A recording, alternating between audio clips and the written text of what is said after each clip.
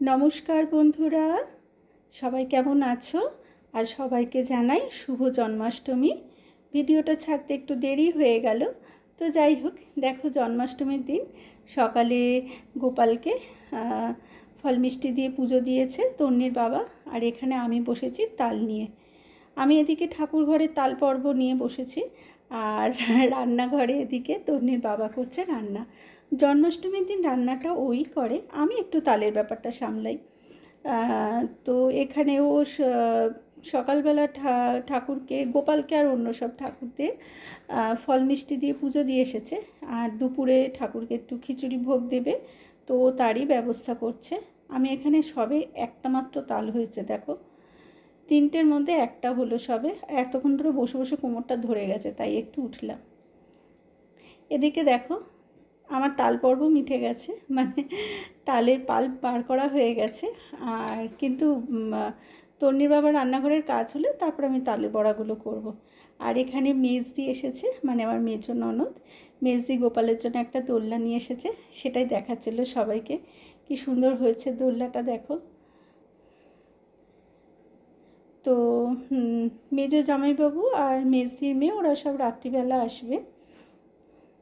এই দেখো, এখানে দুপুরে গোপালকে ভোগ দেওয়া হয়েছে, খিচুড়ি ভোগ, তার সাথে 5 রকম ভাজা আর আলু পটলের তরকারি আর চাটনি। চাটনিটা আমাদের বাড়িরই গাছের আম, কটা দুটোর মতো ছিল, তো সেই আম দিয়ে চাটনি হয়েছে।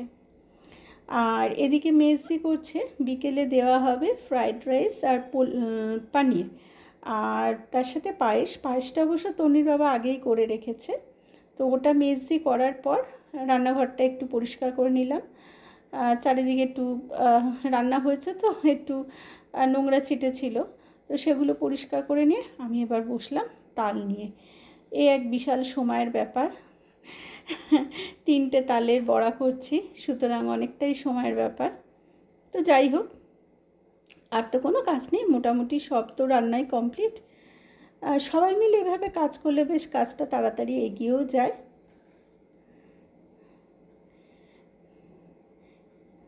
আমার তালের বড়া খেতে ভালো লাগে, কিন্তু তাল ক্ষীরটাও আমার খুব ভালো লাগে। তবে আজকে তালের বড়াই করলাম পুরোটাই। দেখো বড়াগুলো হলুদ হলুদ হয়েছে, কিন্তু আরেকটু হবে, মানে তালের বড়া একটু লালচে লালচে হলে যেমন দেখতে ভালো লাগে সেরকম হবে। আজকে আমার আর তন্নির বাবার উপোস, তার সাথে মেজদিও এসেছে। আর তন্নির ঠাকুমার জন্য আজকে আমি সকালবেলা উঠে খিচুড়ি আর একটু আলুর দম করেছিলাম। তো করে রেখে আমি স্নান টান করে নিয়েছি। তন্নির ঠাকুমা ও নিজে নিয়ে খেয়ে নিয়েছে, ঠাকুমাকেও দিয়েছে। আজকেও বাড়িতেই আছে, আজকে তো স্কুল ছুটি, বাড়িতে থাকাই স্বাভাবিক। তালের বড়াগুলো এবার লাল লাল হয়েছে, দেখো। এই ফার্স্ট তেলে দিলাম না, গোপালের জন্য একটা ছোট প্লেটে আগে তুলে রাখা হয়েছে, তারপরে বাকিগুলো করছি আবার অন্যান্য ঠাকুরদের দেবো বলে। চলে এলাম একেবারে সন্ধ্যাবেলা, দেখো আমি রেডি। আর এবার চলো পুজোয় বসে যাই। বিকেলবেলা গোপালকে দেওয়া হলো ফ্রাইড রাইস, পানির, পায়েস, তারপরে মালপোয়া, তালের বড়া, লাড্ডু, মিষ্টি, এইসব।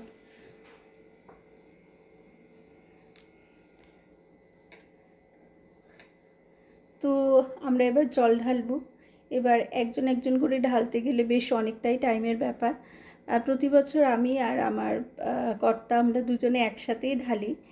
তো এবছরে দিদি আছে, 3 জনে 3টে ছোট্ট ঘটি নিয়ে একসাথে গোপালের মাথায় 108 বার মন্ত্র বলে যে জল ঢালতে হয় সেটা ঢালবো।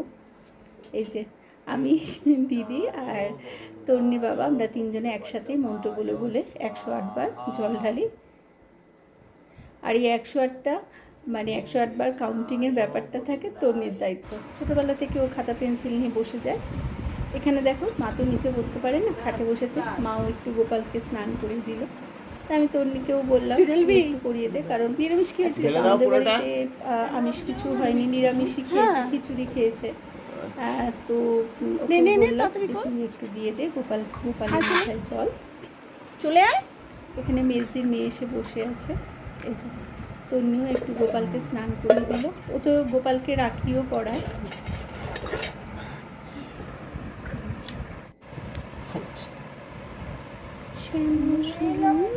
এইবার হবে গোপালের আসল সাজসজ্জা। সকালে একটা নতুন জামা পরেই বসেছে, এখন আবার আর একটা নতুন জামা পরবে।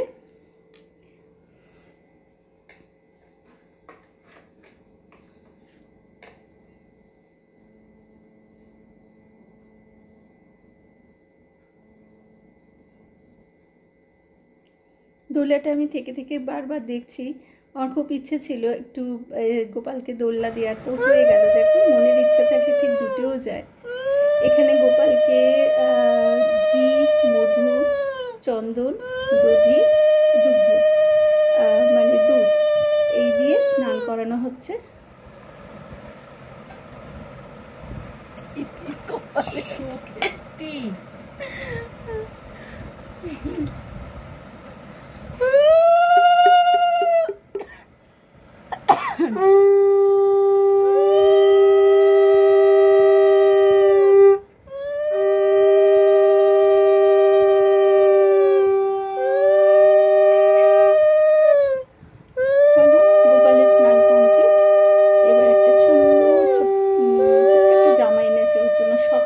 একটা খুব সুন্দর নীল রঙের জামা, ওইটা পরেছিল, আর এখন পরবে একটা সবুজ রঙের জামা।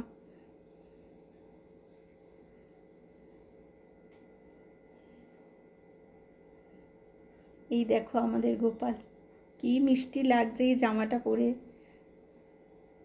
মালা পরে, মুকুট পরে, গলায় হার পরে, খুব মিষ্টি লাগছে। আবার ওকে দোলনায় বসিয়ে দেওয়া হয়েছে, আমরা একটু দোলও দিলাম দিদি, আমি।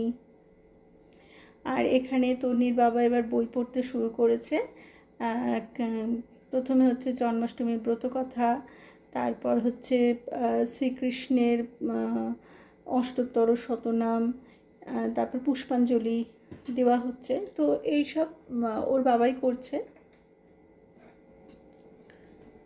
পুজো প্রায় শেষের দিকে। তো চলো বন্ধুরা, আজকের মতো ভিডিওটা এখানেই শেষ করি।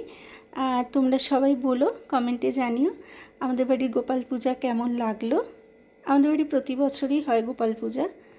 তো চলো আজ এখানেই শেষ করি। তোমাদের সঙ্গে আবার আমার দেখা হবে পরবর্তী ভিডিওতে। সবাই খুব ভালো থেকো।